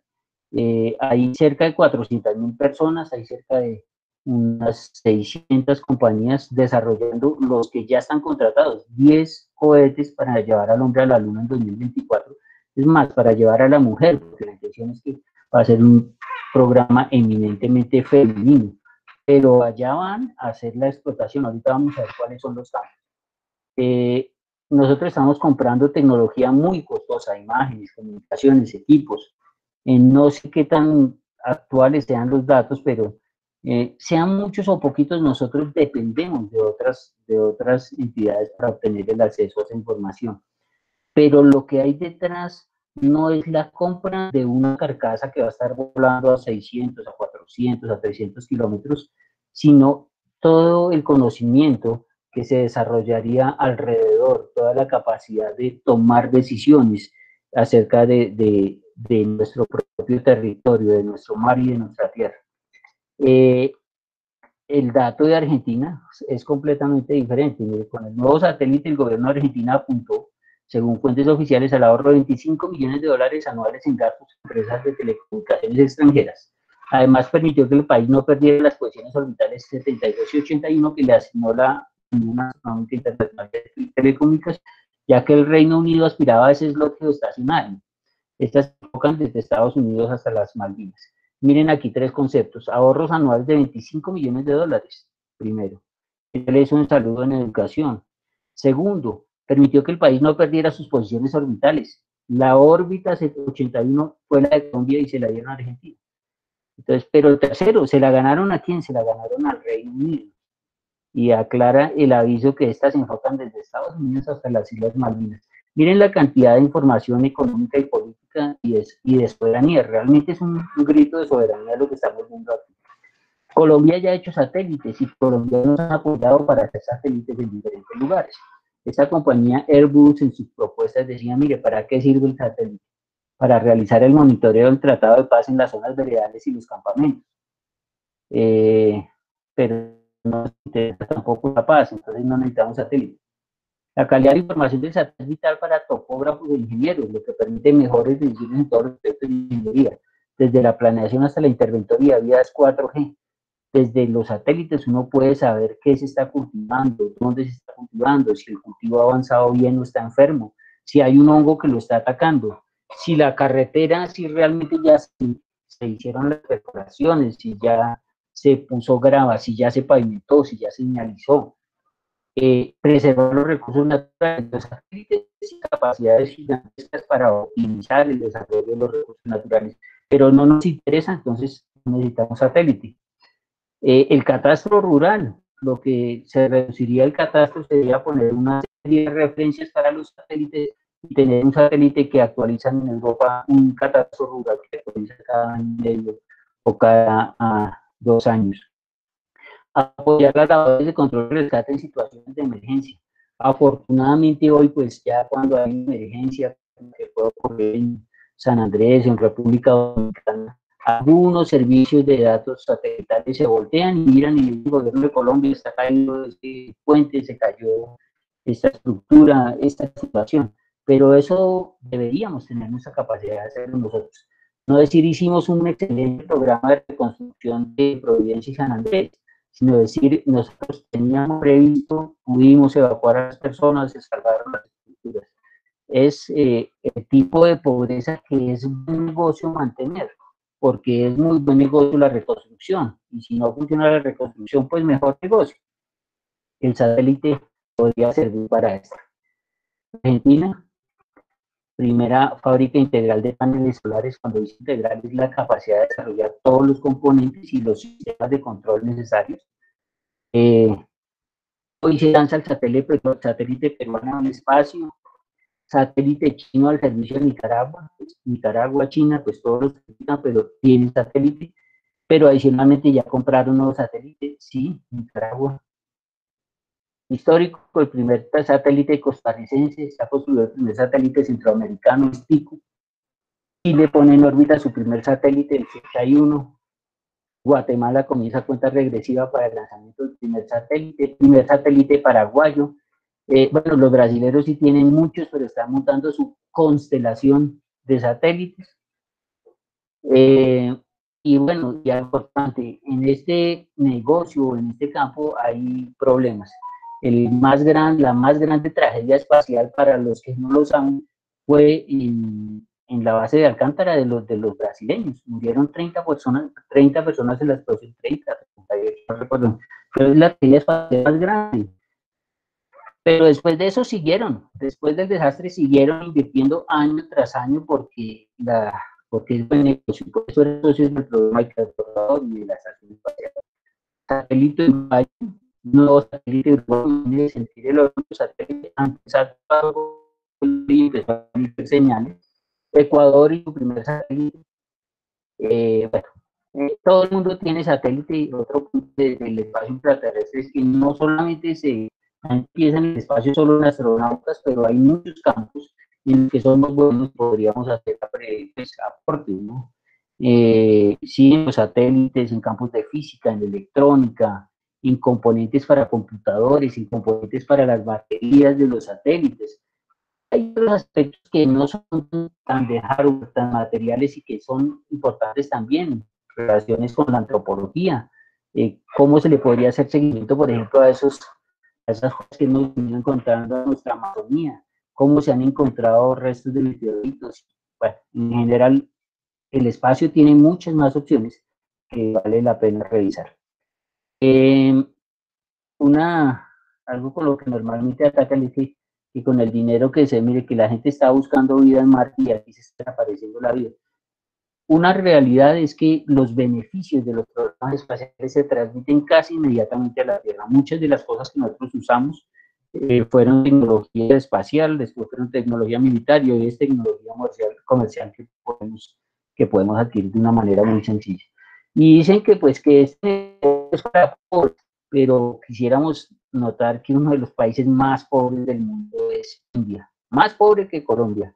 Si uno habla cuáles son los ingresos por persona, en India eran muchísimo más pobres y siguen siendo más pobres los ingresos per cápita.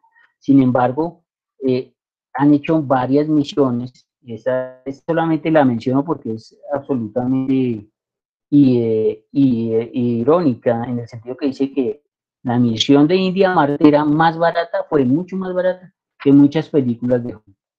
Y fue una misión a Marte exitosa, estuvo liderada y compuesta solamente por mujeres. Entonces esto es muy importante, es muy buen negocio y a los pobres también nos buenos negocios y entre mejor negocio, pues para todos, más desarrollo y más eliminación de la pobreza. Algo muy interesante que la lanzaron y llegaron con las misiones, una misión de 800 millones de dólares llegó casi al tiempo con una misión del 10% del presupuesto. Entonces, eso se puede hacer, pero eso no lo hacen para convencer a la gente, ni para decir que somos tan fuertes, ni tan capaces, sino lo hacen porque eso tiene una incidencia inmediata en el beneficio de los países. Primero, los GPS. China decidió tener su propio sistema de posicionamiento global, hindú. Existe otro sistema de posicionamiento global que es el sistema de posicionamiento, está sonando tu teléfono, el sistema de posicionamiento GLONASS de los rusos, está el sistema de posicionamiento Galileo de los europeos, los chinos obviamente tienen. ¿Por qué?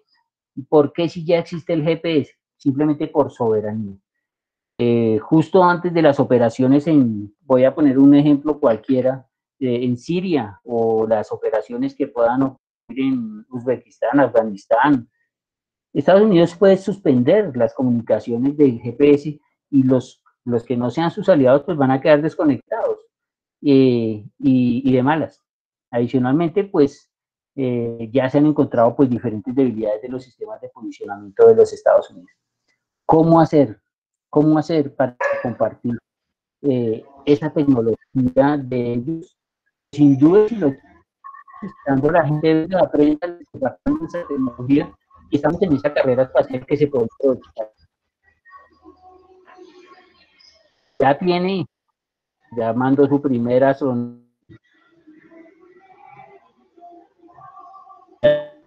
Hubo varias estaciones. Yo tengo otra estación espacial. Los rusos también ya decidieron que van a hacer su estación internacional, su estación espacial nueva, una nueva, hacia la estación espacial. Se nos saltó por ahí un micrófono, les agradezco para que ¿qué están pensando? ¿Qué están pensando ellos? Minería de asteroides. Por favor, apaga el micrófono.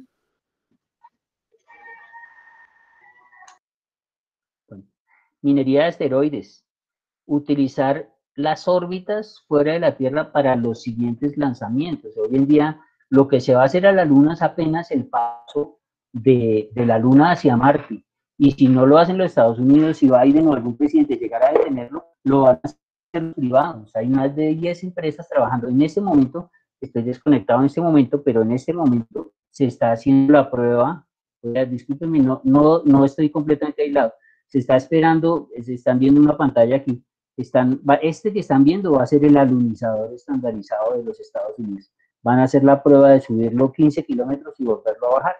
Eso es una realidad, pero no son solo ellos, son los chinos, son los hindúes, todo el mundo está interesado, y los rusos también. Sistemas de potencia solar basados en el espacio, eso es lo que está haciendo China. Lanzamientos sin cohetes, o sea, una especie de elevadores, y manufactura espacial, agricultura en el espacio, todo eso lo están pensando.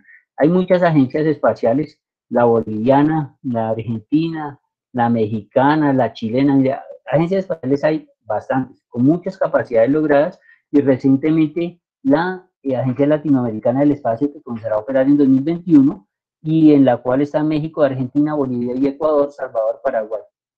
Colombia y Perú participarán como observadores.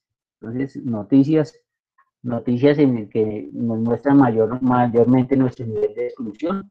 Estos son también noticias recientes. Estados Unidos estableció ya su quinta fuerza espacial, además de ejército, armada, fuerza aérea y marines, guardacostas, que van a tener su fuerza espacial.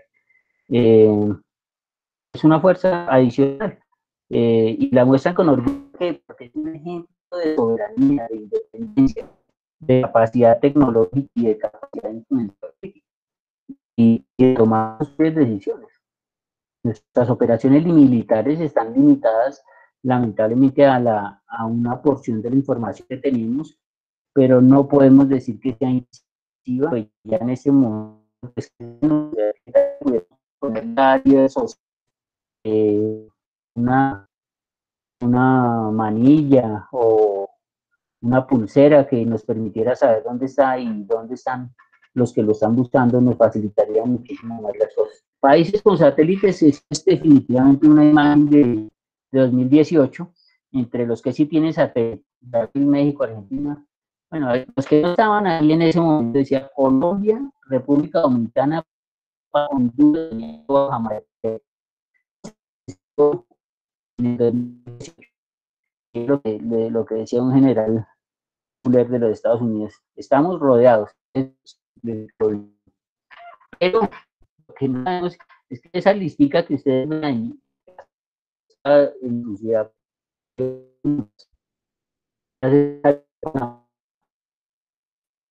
y pues lo que necesita un satélite, necesita varios. Colombia sin un lugar en el espacio, Colombia sin un futuro espacial. Mi satélite Colombia sigue rezagada en la era espacial. Bueno, realmente los académicos, los oficiantes, los militares entienden que hay unas necesidades.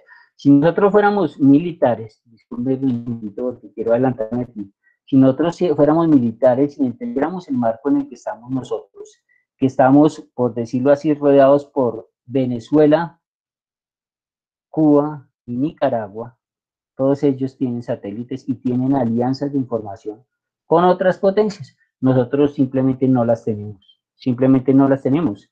Y si se nos perdiera una patrulla o ocurriera un accidente o algo, pues muy probablemente que primero podría auxiliarnos sería el satélite venezolano, BRSS-1, que pasa cada segundo o tercer día por encima de Colombia. Ese es mi nivel de independencia. Y esto que ven aquí es la imagen de las capas que nos habíamos trabajado en este hacia 2015. Si nosotros decimos que quisiéramos luchar contra los narcochavistas, pues tendríamos que tener herramientas similares. Venezuela, 1, 2, 3 satélites y Colombia pues ya casi los alcanza porque se le están terminando de caer los satélites a Venezuela, pero no por el hecho de que haya construido nuevos satélites. En lo jurídico también estamos muy retrasados. Los tratados del espacio los firmaron la mayoría de los países, pero año tras año les digo, voy preguntando, pero lo que responde la Cancillería es que hasta el momento ya hemos firmado solo 4 y el último fue en 1979. Es decir, desde el 79 son 21, hasta el 20 son 41 en los que no había habido tampoco actividad diplomática que permita interesar al país. La necesidad de revisar la misma constitución, porque dice que es parte del territorio colombiano la órbita geoestacionaria, lo cual va en contra de los tratados internacionales que dicen que las órbitas geoestacionarias ni tampoco el espacio ultraterrestre pertenece al Estado colombiano. Entonces decían que como era nuestra órbita y estaba dentro de nuestro territorio, pues era un beneficio para nosotros. No, no es así. La órbita esa ya es argentina y tampoco se ha explotado. Bueno, el inicio de la exploración espacial, muchísimos los beneficios en particular del espacio. Esa carrera que no se imagina la época dorada, otra vez está dando una gran cantidad de empleos en todo el mundo, menos en Colombia, porque es muy beneficioso. O sea, yo no, pues tocaría revisar los intereses por la evaluación que propone el señor ex vicepresidente Lleras, pero en todas partes es buen negocio, menos en Colombia. Los técnicos de allá nos dirán porque es buen negocio, pero hay muy buen negocio. Aquí estamos mostrando que hay mucha gente que está haciendo negocios y privados, públicos, desarrollo de software, materiales, nuevas tecnologías, todas un buen negocio y como les dije, no solo naves espaciales, hay muchos campos de inversión también. Bueno, esto ya es una historia de la necesidad de una agencia espacial colombiana, pues es que ya quiero dar, ya me comí todo el tiempo, pero quería decirle que Colombia debería tener su soberanía y decir una soberanía tecnológica espacial con algunos cambiecitos de las que había propuesto, y es que la población colombiana tiene derecho a desarrollar y utilizar la tecnología espacial que requiere para supervivencia y desarrollo, elegida independientemente de las opciones que sean ofrecidas por corporaciones y gobiernos extranjeros, generando riqueza y desarrollo para la sociedad, las empresas y el Estado. ¿qué quiero mencionarles aquí? Esto no es un juguete caro, esto no es la realidad. O sea, nosotros o compramos nuestra licuadora o seguimos prestando licuadora prestada, o compramos nuestro carro o seguimos pidiendo carro prestado, porque realmente todos lo tienen, y países mucho más pobres tienen industrias mucho más poderosas. Y en esos países sí es negocio, pero aquí no. ¿Cuál es el tipo de evaluación que estamos haciendo?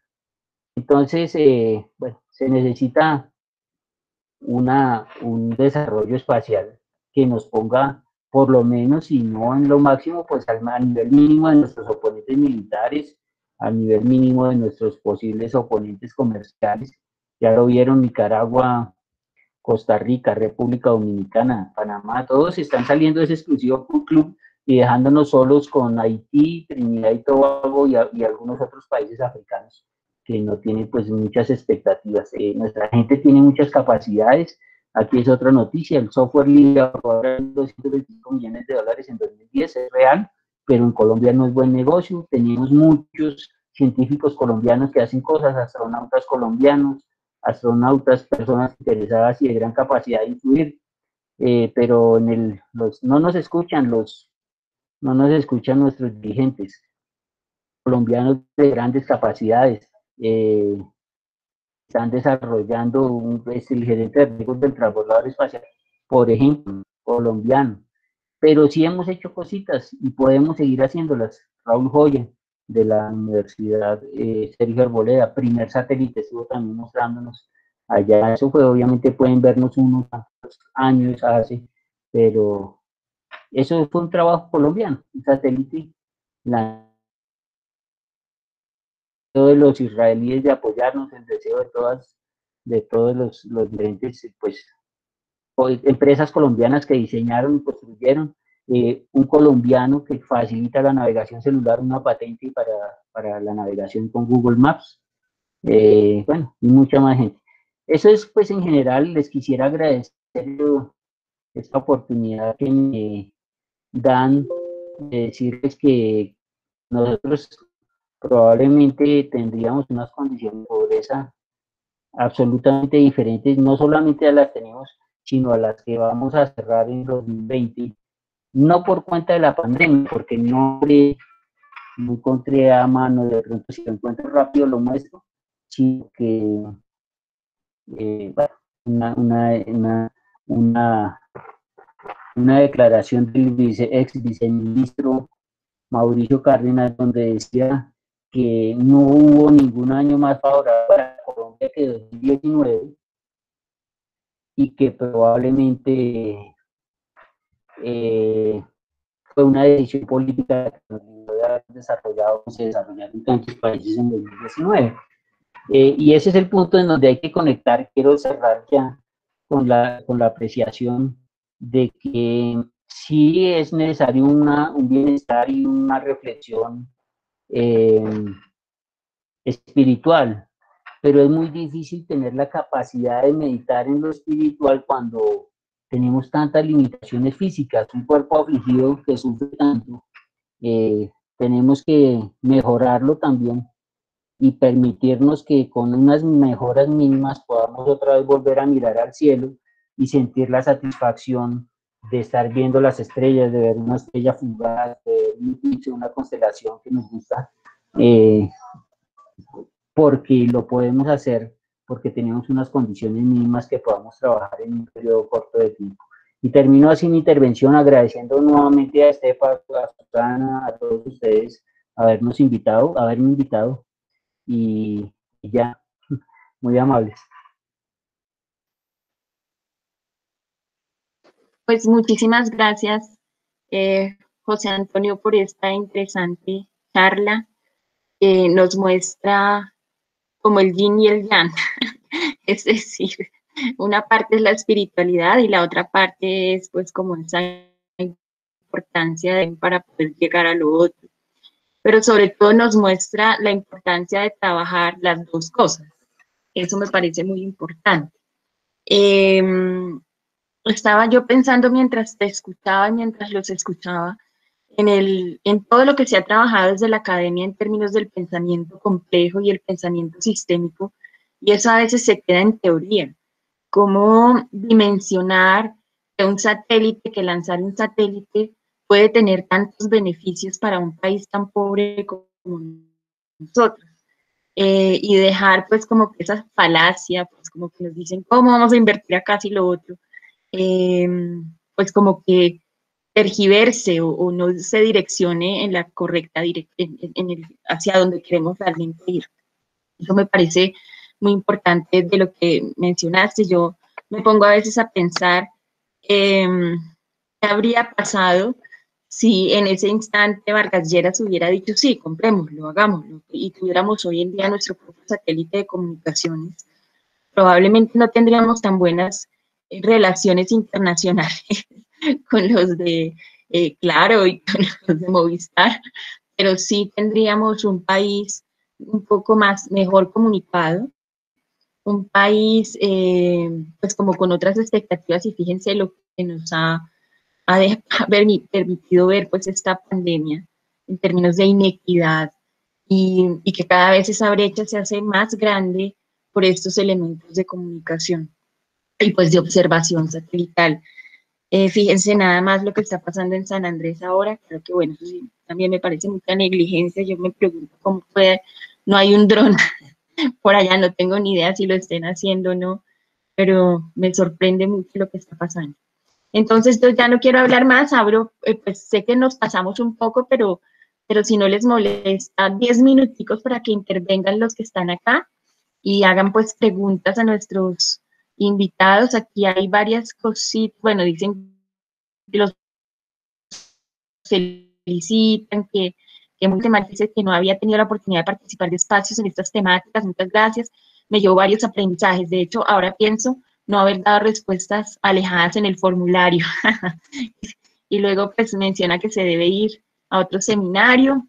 Muchas gracias por exponer sobre estos temas tan importantes y necesarios de tratar. Quisiera saber dónde se pueden ver las repeticiones de los seminarios. Eso, ahí ya les puse que hay un canal de Estepa, les puse la dirección. Yo tengo pues por supuesto que subirlo. Eso tarda un par de días, mientras, no sé, si me llega ahorita yo lo puedo subir ahora mismo. Y pues, pero no sé si hay alguna pregunta con respecto al tema, no las veo acá. Ya estamos pocos, pero bueno, no sé. Roberto, o los mismos conferencistas, uno le puede hacer preguntas al otro. Yo le respondí a Juan Carlos las que me hizo. Sí, Creo. muchas gracias, sí. No, muy interesante, definitivamente, sí, lo que mencionaba en mi aporte, esa falta de visión de este país, cómo los gobernantes están tan alejados de realmente del conocimiento, mientras, como se decía, la ley del buen gobierno, del I Ching, mientras ellos no saneen sus corazones y se consagren a cultivar sus inteligencias para elevarse a la cima del saber, realmente estaremos dirigidos por personas muy incapaces en esta materia. Y es una lástima que el gobierno actual siga pues tan ajeno a los temas del espacio, a los temas de los satélites, y que incluso la universidad, el propio presidente de la Universidad de La Sabana, que está dando esos pinitos a través de nuestro amigo que mencionaste, el profesor de los satélites, y siga pues, sigamos al pie de otras naciones como Haití, sumidos en tanta pobreza tecnológica. Entonces, sí, que sean estos espacios los que sirvan también para denunciar, porque ya casi que es un nivel de denuncia, que hay una ineficacia, se está fallando en la ley del buen gobierno que presenté y que viene desde tan antiguo conocimiento. Entonces, estamos sumidos cada vez en un atraso muy grande en esta materia tecnológica, José Antonio. Sí, muchísimas gracias. Digamos, yo tuve la oportunidad, pues tengo algunos contactos en agencias espaciales y una de esas, una joven colombiana en el JPL, y me decía que pues que a ellos no les preocupaba en cierta manera porque India y China pues estaban haciendo cosas que ellos ya habían hecho hace 50 años. Pero entonces, ¿qué decimos nosotros? Que no tenemos ninguna perspectiva de tener ninguna de esas tecnologías. Eso es lo complicado, que no se ve la menor intención de que ese buen gobierno se vea representado. ¿Cómo fue que evalúan los proyectos y qué es lo que hay detrás para que esos proyectos no permitan, como dijo el vicepresidente, no solo el satélite, sino nada que tenga que ver con el espacio? Porque lo más doloroso no es el satélite, sino es nada que tenga que ver con el espacio. Entonces eso cierra absolutamente todos los caminos.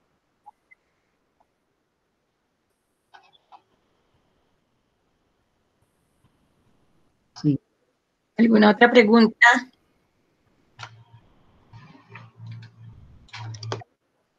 Germán Roberto, ¿vas a hablar? Bueno, sí, yo quería hacer simplemente un comentario a una de las frases que utilizó Juan Carlos en su exposición, donde dice que tenemos que, el ser humano, el hombre, tiene que dejar de ser el centro del universo.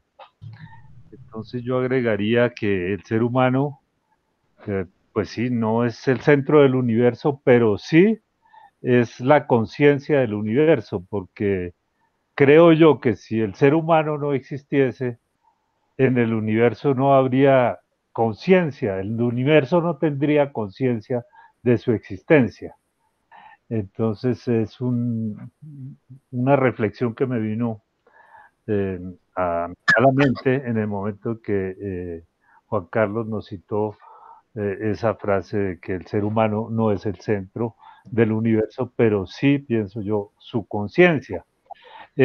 Y a propósito del libro del I. Ching, que lo conozco desde la edad de 24 años y que me dediqué en una época también a lanzar las monedas. A mis amigos que me pedían con los palitos estos para situaciones particulares de la vida, tener una reflexión alrededor de esto, leer una dedicatoria que le hizo Jorge Luis Borges, no sé si se alcanza a ver acá. Jorge Luis Borges. No, léela. Acá, bueno, la voy a leer.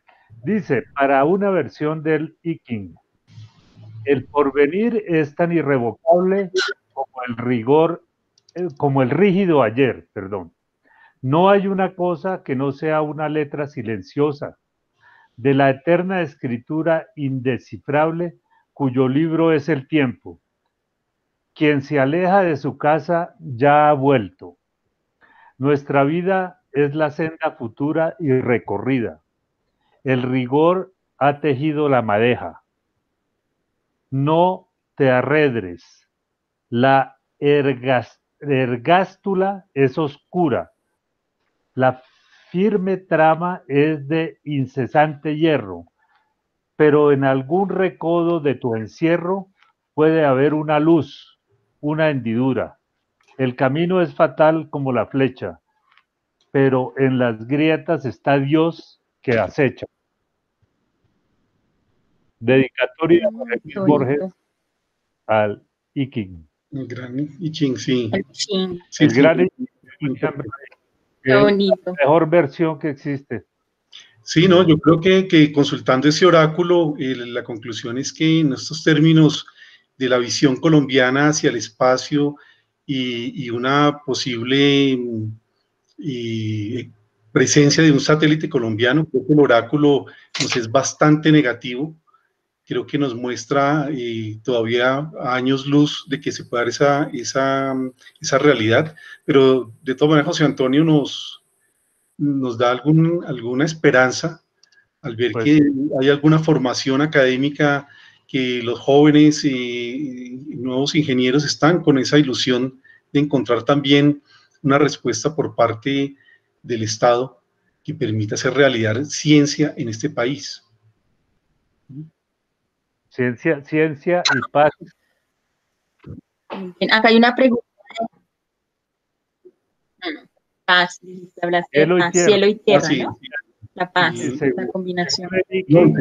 Ese es el cielo es el padre y la tierra la madre también, como lo suelen, pues, interpretar también nuestros indígenas en Latinoamérica. La relación de la tierra con la madre y el cosmos o el sol o la parte exterior con el cielo, con el padre.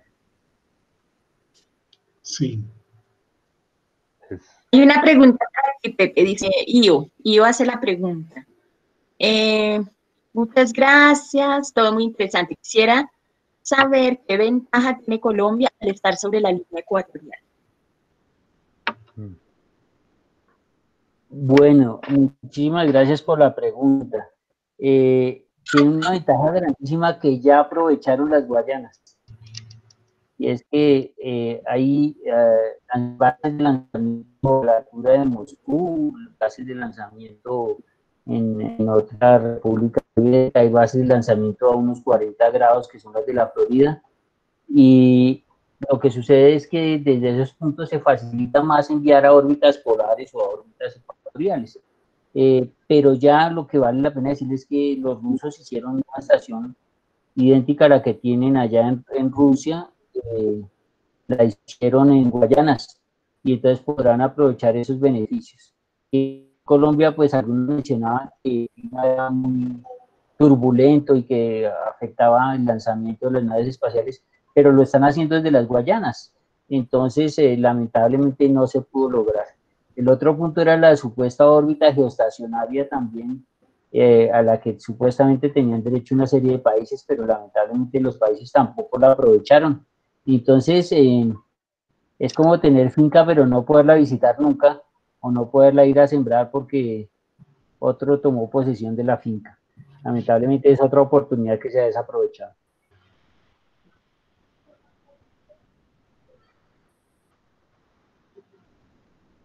Yo quiero de nuevo agradecer a nuestros conferencistas por tan interesante charla, a los que se han quedado hasta ahora. Bueno, tampoco nos hemos pasado tanto, 15 minutos. Y pues los invito y las invito a que el año entrante sigan participando en estos seminarios de STEPA. Ya todo este semestre hablamos en torno a la esperanza, tratando como de mirar con otros ojos el futuro y de construir desde lo que ha pasado, pero resignificando ese pasado. Y pues espero que el año entrante podamos hacer pues también un ciclo de conferencias tan interesante como este. Entonces, pues de nuevo agradezco. No sé si ya no hay más preguntas, nos vemos. Yo ya les estaré pues mandando un correíto diciéndoles el año entrante cuando nos vemos. Creo que vamos a tener que hacer una reunión al principio, pues, pero como de cosas un poco más administrativas, pues en donde decidimos qué es lo que vamos a hacer, y luego sí ya empezamos con nuestros seminarios de nuevo. Fue un año semestre de muchísimo aprendizaje, y pues ya, eso quería como agradecerles. Gracias, Susana. Esperemos que el Sputnik 5 o alguno de esas llegue a Colombia y nos permita entonces reunirnos presencialmente una vez pase pues esta virosis, esta viral. Entonces, sí, hace falta. Sí, absolutamente. Muy amables a todos por invitarnos y que tengan muy feliz año, muy feliz cierre de año. Gracias, igualmente, para ti, para Susana, un feliz año, una feliz Navidad. Hermano Roberto. Lo mismo para un abrazo muy grande. Están acá. Y para todos. Abrazos para todos. Muchísimas gracias. Que estén bien, muchas gracias. Ay, voy a parar creo que no paré nunca de grabar, ya grabé.